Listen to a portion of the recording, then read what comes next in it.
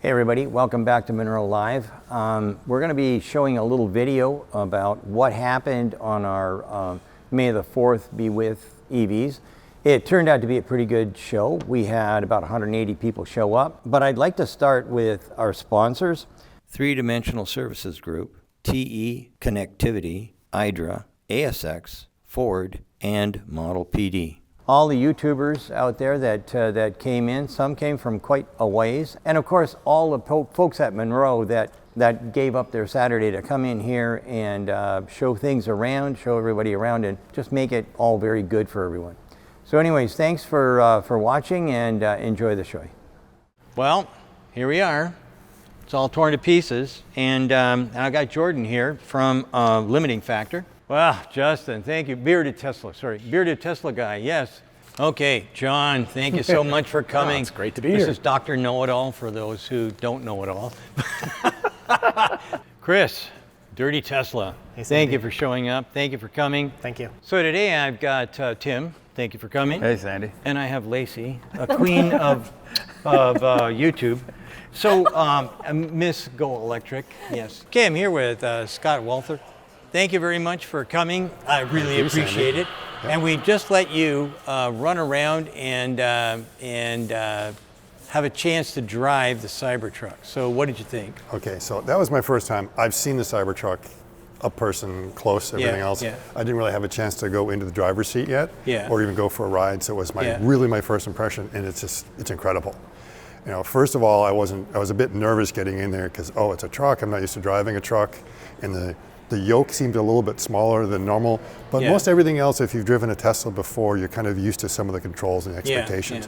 And I could not believe it was like driving a car. It wasn't like driving a truck. And the field of view was just absolutely incredible. And then, the first thing that we've always complained about sometimes in the Teslas is the rear view mirror is not necessarily like the big rear view mirror you're used to. And once Eric kind of pointed out, it's like, oh no, you've got the rear view cam. I went over to that right away and said, forget about the rear view mirror. You don't need that anymore. And it was really sharp, and I felt very confident in driving the car as a result. And the next thing you know, I'm driving at midnight. I mean, it's like my hand was right up there, and I couldn't believe it. I was going around the whole thing. This big beast of a vehicle is just so light in the touch. It was incredibly easy. John just got a ride or drive in the Cybertruck. Yes, yours. Was ist los? What did you think? Was ist los? I don't think anything was wrong. It was great. It was the turning radius of the vehicle in the parking at slow speeds was just remarkable. It did not feel like a truck. That was my biggest takeaway. Was I was like, you look at this thing and you're like, it's huge. And you drive it and it feels like just an SUV. Sports car. Yeah, a sports car. It does. Have you had a chance to drive it? I did. And I know some people that was a little bit disorienting at first with the rear wheel. It's so nimble. It's more nimble than you expect it to be. But I found it to be relatively natural. The place where I got into an issue is when I started accelerating, and I was going on an off-ramp, and I was going a bit too quick, and I needed to turn a little bit more than I expected to. So it was like, I think a lot of people are having issues in parking lots, but for me it was kind of the reverse. It was more when I got up to speed. It turns into, those wheels, when you're going fast, those wheels don't move. They're square to the world, and you're making an off-ramp. You're driving like an F-250 or something. That's what I equate it to for the drive. It's like driving an F-250. For me, I actually, back when I was in college, one of my jobs was to work with Monster Energy and drive the big truck around. So I'm used to driving huge trucks on lift kits that was I'd have to park it in really crazy scenarios. So for me to get into the Cybertruck, it felt very natural to me. It is a big vehicle, but once you get in it and you're driving it for a while, it just feels like a Tesla. And for me in particular, especially with the rear, steer-by-wire, I thought that was a very natural feel. It didn't take me long to get used to it at all. So you've had it now for a little while. How do you like it? What do you got to say about it? I absolutely love it. I've been hyped for it. I've been excited for it for all these years. And as it got close to actually taking delivery, I kind of was like, all right, I've been so excited for so many years, let's not get disappointed, because it's a physical object. It's not, it might not live up to everything. But despite all of that, it has exceeded my expectations in a lot of ways, especially noise comfort. Oh, the noise, I can't believe it. Yes. I rolled the window up next to some guy with a refrigerator truck, and the diesel engine was going like crazy. And they're nothing. I mean, it's like amazing. Yeah. Does it meet your expectations? Oh yeah. As feel as comfort and something else. And we need probably one more car that's a little bit bigger, so we'd be able to move things around, or if you want to go for a longer trip that might be a bit more comfortable. Yeah. And so I think that sort of fits one of the needs that we would have for a vehicle that's going to be in the EV class. So yeah, I'm definitely not disappointed because it feels very comfortable to drive. And again, adjusting the height was also quite nice because we all like being able to ride up high sometimes because it just allows us to get around traffic. But then if you need a step ladder to get into the vehicle, then it's not very comfortable. So the fact that you can drop it down makes it a lot easier. Yeah, exactly. Yeah, I mean, for me, it's not a problem, but other members of the family, they might want to have it down a little bit lower. It exceeded my expectations because I expected to be a cool vehicle, and it is. But they packed more technology into it than I was expecting. Yeah. I don't think at the unveiling that they said it was going to have rear wheel steering or steer by wire, and those two things made a big improvement to the truck. I heard you towed a Cybertruck with a Cybertruck across the country. I sure did, from Salt Lake City to Orlando. It was 2,400 miles.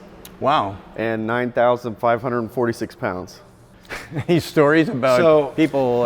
my gosh.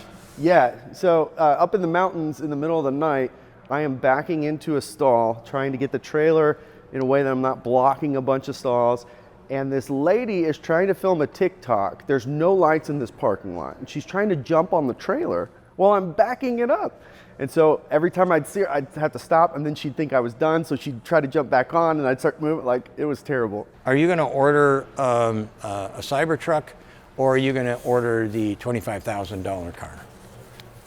Can I answer both? Sure. Well, you can. I've already got a Cybertruck on order. Yeah. So there's a weird way in which I think that the Cybertruck might be the last car I ever buy. Because I think that after that we're going to just rent car. I mean, we'll just do cars as a service. Yeah. Because it looks like Tesla's so close with their full self-driving right now that within a couple of years, that $25,000 car, sure, that'd be great. But we have a couple of very nice cars right now, and I think within 4 or 5 years, most of the time we're just going to be like Ubering, but Tesla Cybercab. When do you think the full self-driving is going to come in? Yeah, actually, it's something I want to talk to you about. It's such a mystery because Elon keeps talking about, we're going to license FSD to an OEM, and we're in talks already, but their own vehicle, I mean, this has been out for 6 months now, still doesn't even have basic autopilot, let alone full self-driving. Yeah, right. So Elon did say that they need the data, and there's not that many Cybertruck owners. This was a few months ago, so it's just basically not a priority. But as they ramp production, I mean, there's not even any talk of it. So we know that this has got 4680 batteries and whatnot. What do you think is going to happen? We haven't gotten to it yet, but what do you think what's going to happen when we finally cut open the can and look inside? Do you think we're going to see? They call it a dry cell. What do you think we're going to find? I'm hoping that they've solved the cathode as well, because previously it was just the anode. Well, it's always been, Yeah, so now we're hoping to see both the dry anode and the dry cathode, because if they aren't able to get the cathode solved, that means it's going to take them probably a bit longer to ramp their 4680 production lines, because they're going to have to import cathode rolls from China or LG Chem. So that's the main thing I'm looking for. I don't know. I've heard rumors both ways, so we'll see. But what I do know is this cell is going to be more lean and hopefully be lower resistance. They're using a thinner cell can, I think, and they're using a welded cap rather than like a crimped cap. Yeah, the styling is kind of edgy. Literally. Kind of literally. So do you think that the other car companies might move in that direction? I think to an extent it will. It's interesting because driving around in it is a new experience. And to be fair, both of us have worked in the automotive business for a very long time, launching new products for car companies. Mostly exotic ones, right? And so we've driven, the McLarens of the world, the Rolls-Royce, all these different brands. and I can tell you that those cars do not get nearly as much attention as the Cybertruck does. It's like kind of mind-blowing to me, because it's like we're driving these other exotic cars that are worth millions of dollars, and this aren't one out here. Yet. Many times, I mean, we generally work with products that aren't Prototypes out, so and we're stuff, driving yeah. stuff that no one's seen, but they're like, oh, it's a sports car or it's a luxury car, and I don't Yeah. need to know what it is because I understand its category. But with this, Most people don't even know what it is. Now it's officially on the roads. Do you think Elon and Tesla have done enough to compel other OEMs to jump into 48 volts, jump into radically different designing and styles, taking the F-150 maybe and turning it into a rear-wheel drive vehicle? What do you think? Do you think they'll go for it, or? I hope so, because it seems to be the logical thing. Yeah. So the first thing is that once you get one company deciding to do it, it's a lot easier, because Yeah. you now get that supply base. So Yeah. I could understand you would want to be hesitant. Do you really want to be the first one? But now that someone else has taken that first step, I think it's going to be a lot easier to have those followers, especially when they see the benefits. What improvements would you like to see on the next iteration of the Cybertruck? Yeah, obviously autopilot being the biggest one. I've now driven like 8,000 miles in a month in a Cybertruck. No autopilot, so that would be nice. But the other thing for towing, I'm so excited for the range extender, because that's gonna take the only thing that was kind of a drawback with towing in the Cybertruck, and it's gonna take care of that next. This is going to sound really weird coming from me, because I've never cared about panel gaps ever. But with this truck, everything that's not perfect is obvious, because everything is so square. Yeah. So you walk up to the truck and you see little tiny like variations in terms of where the edging and all that stuff is. So A couple things that we would like to see. Well, for one, both the F-150 Lightning and the Rivian both have top-mounted cameras on the bed so that you can see what's going on in the bed. Right. I think that's a great advantage for any truck drivers to have that visibility there. So I'd like to see that. and I'd also like to see it because, as you've noticed, sometimes that back camera gets blocked by anything that flies up. Whether if it's Mud. raining, the round The round drops lens in holds and- a drop. yeah, it goes- yeah, I So don't- if there were another camera up behind the airflow, just at the back of the cab, like the Rivian has, and I could choose which rear view I want, Yeah, right. that would help me from cleaning it, because I realize it's difficult then to put another reservoir A washer back there. and a washer and electronics and everything required to make the pump work in the tailgate, right? Because you've got that articulation to worry about. But you could skip that and just give me the option of switching cameras. I think the biggest disappointment for me is probably the range. I really think if you look at the overall market, also compared to what Tesla talked about, all those years ago, but just looking at the overall market, I really think they should have came in with the 405 miles of range at a minimum, just to have that number. It's an expensive truck. Relative to the market, I think the price makes sense, but it is expensive. And just to have that and be able to say we're over 400 miles of range, one of the best ranges in an electric truck, then you have more range for towing and all of that, I think would have been a little more exciting. this is also weird since I'm not a truck guy. But it feels like the bed, I kind of got in the back and just laid down, and I was like, if it was another like 6 inches longer, I think it would probably serve as a truck better. Putting the rear seat down so you could put lumber in. Well, I mean, one of the reasons why I got my Rivian R1T was because I really love the interior quality, and it's really nice. And it's not to say that Materials, the Cybertruck is terrible or anything like that, but in our Cybertruck in particular, that front panel, we have a Foundation series that has the white faux leather trim on it. And it looks like you can see all the dimples and stuff from the glue that they used to keep it on the front panel. So there's a lot and of the doors. Yeah, You can a lot of rippling there, and I just think that they could up the quality of that installation of that process, because it doesn't look refined. It's certainly not as premium inside as the Rivian. Right. Yeah. Okay. Now you own one. Say you own one. Okay. Would you wrap it? I think so. I'm really conflicted. I mean, because, are you going to wrap it in mud, or are you going to wrap it? Well, it is wrapped in mud right now. Yeah. It's totally dirty. One of my windows has smashed because I think it randomly broke. Tesla's going to replace that under warranty in a week. Oh, yeah. So I sent them pictures and they said that no obvious sign of impact. So they're doing that. I have had a stick pierce up into my rear mud guard. As I told you earlier, somebody backed into it. You're supposed to keep it sometimes on road. It sounds like you're going through a forest to get your house. I am, yeah. And so I'm using it to the fullest. So I'm conflicted on the wrap because I want just the bare metal. That was kind of my whole thing, is there's no paint. I don't have to worry about all those sticks and mud and rocks. But the wraps look so good that I'm not sure I can resist. When I first saw them roll it out, I thought, what is that heinous thing? That's a joke. It's cardboard. It's going to fall away and something sexy is going to be in there. No, that was the real truck. And I was like, well, I better sell my stock. I better cancel any thoughts I had of ordering this. But then he hit it with a hammer and nothing happened. When he hit the body panel and it didn't scratch or mar, I was like, okay, I must have this. It doesn't matter what it looks like. Now I realize I'm buying a can opener. I'm not buying a vase. You know, it's a whole different universe. It's not about aesthetics whatsoever. It's satin black now. Oh, it's satin black, so you've already done it. Yeah. What's nice about satin black is when you park next to a matte black truck, it makes their truck look really bad, and it makes mine look really special. Oh, sneaky, sneaky. Yeah. We're split on that right now. My son kind of likes the way it is, but he also likes the black wrap. Yeah. So he was out looking at Bearded Tesla guys, black Manta, and it was like, that looks if pretty we do, nice. that looks great. So that absolutely great. I mean, I'm kind of torn between it would be either that or the stainless. There's several Cybertrucks here today, and that's given me ideas. I really like the military kind of stenciling on it. Yeah. I don't know if I'd wrap it or not. I would at least get some sort of stenciling, because it just it makes it pop a bit more. So when you get your Cybertruck, I see your shirt says you're going to be going with the stainless steel. But what does your inner John have to say about it? About the stainless steel? Yeah. Are you going to wrap it? Or I have loved the stainless steel since I saw it, until I saw the black wrap. Which the first time I saw it was at the Cybertruck delivery event, and then there's another one out there, and oh my gosh, that looks good. Well, so do you have any questions for me? Yeah, I did have one.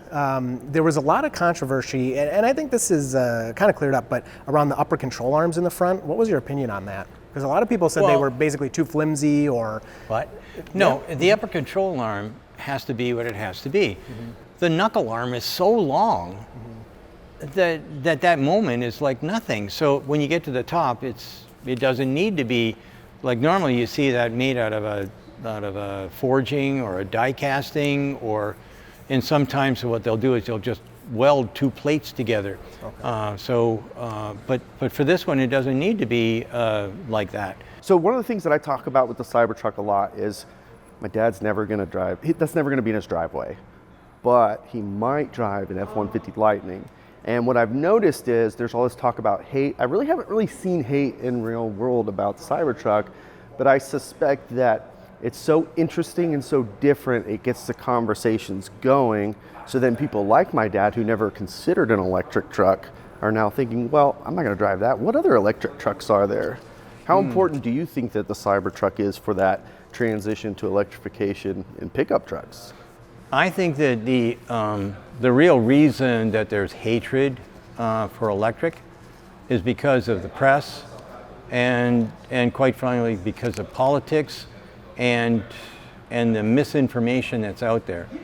I've been asked to do something on that, and I just don't know how to keep it down at 45 minutes.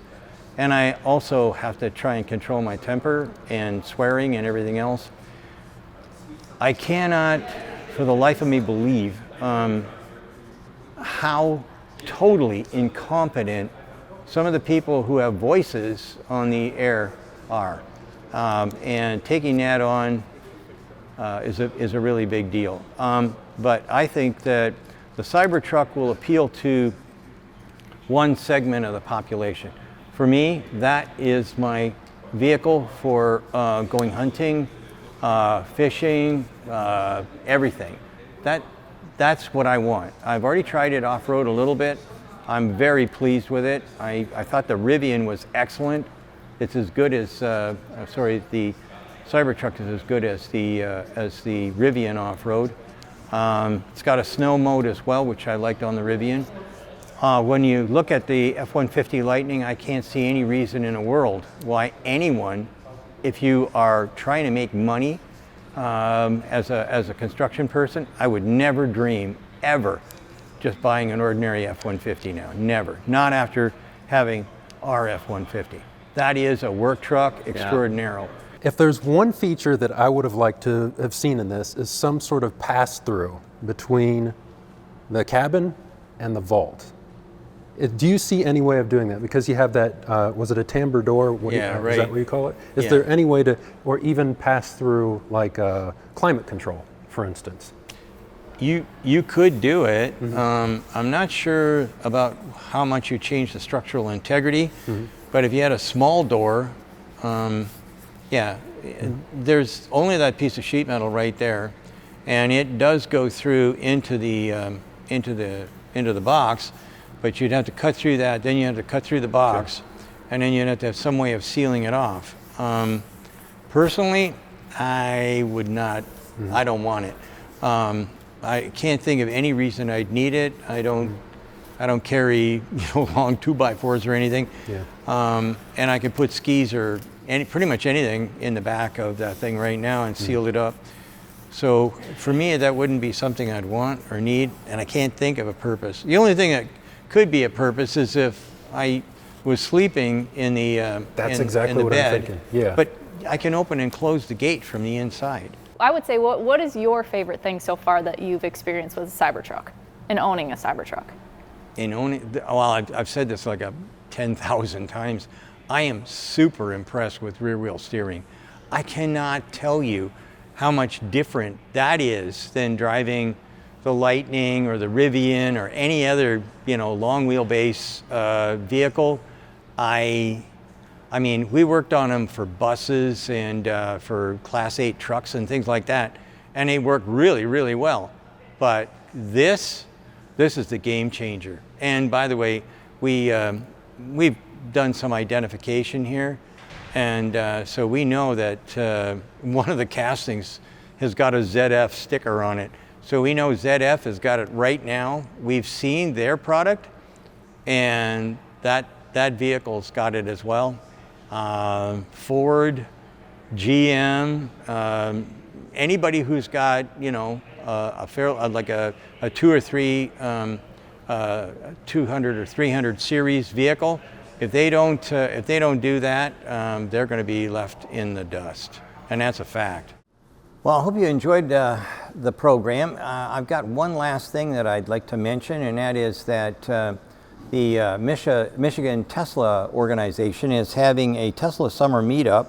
That's June 15 and 16 this year, obviously, and that'll be in Heritage Landing, Muskegon, Michigan. So if you can, go to the little box that'll be underneath me here, click on and sign up. Thanks again for watching. Bye now.